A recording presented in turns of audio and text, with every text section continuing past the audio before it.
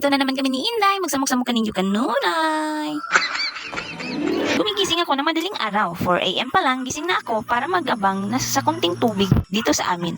Araw ng Biyernes, naisipan kong maglaba kasi tambak na ang mga labahin. Kaya pinakiusapan ko si Mister na siya muna ang magluto para sa agahan ng panganay namin.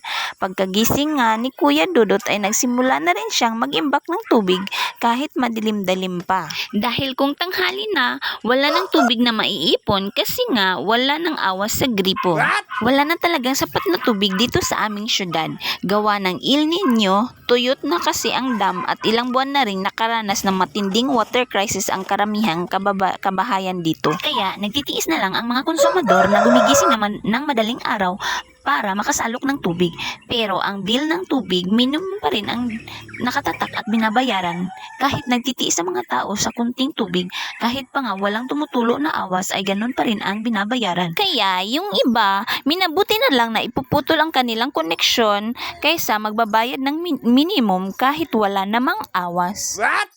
At makikita nyo naman na kahit madilim pa ay sinisikapan kong mabilis ang kilos para kung sisikat man ang araw ay madali ko nang matapos. Pagkatapos nga makaluto si Mister ay nag-agahan na si Kuya Dudot dahil 5:30 AM ay aalis na siya para sa kanilang graduation practice. At nung bandang makikita na si Haring Araw ay parang bigla naman siyang tumatago. At sa nakikita nyo nga, pang may ulan na paparating at binilisan ko na talaga ang kilos.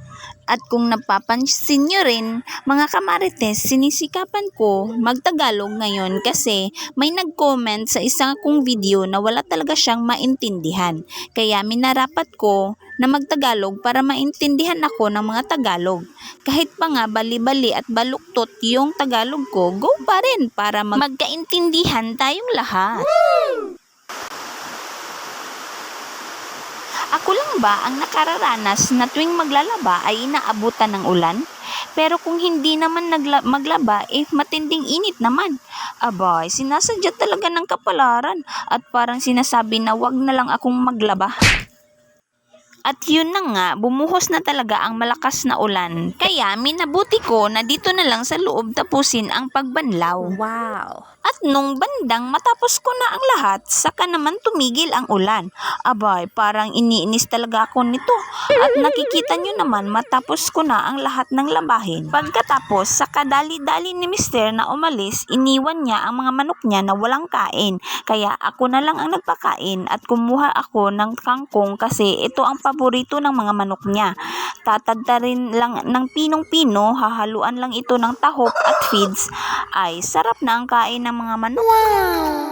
Pagkatapos kumain ng mga manok ay naglinis na rin ako sa kanilang bahay para hindi naman maging mabaho ang kanilang pagtutulugan. Nang matapos ko na ang lahat sa may baba at ay dito na naman ako sa taas namin. Nagwalis-walis na lang kasi parang nahihiwa na ang likod ko. Pero kailangan mong kumilos kasi ikaw rin lang ang kikilos lahat dito sa bahay. Pero ilang minuto ang nakalipas, hindi pa rin ako makapakali kaya naisipan kong maglampas ng mga damo kasi matataas na ang damo sa may daanan namin.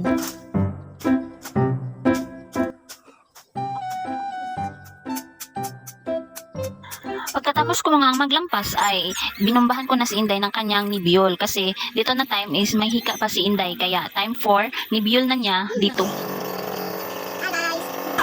And that's it for today guys. Thanks for watching. Bye-bye!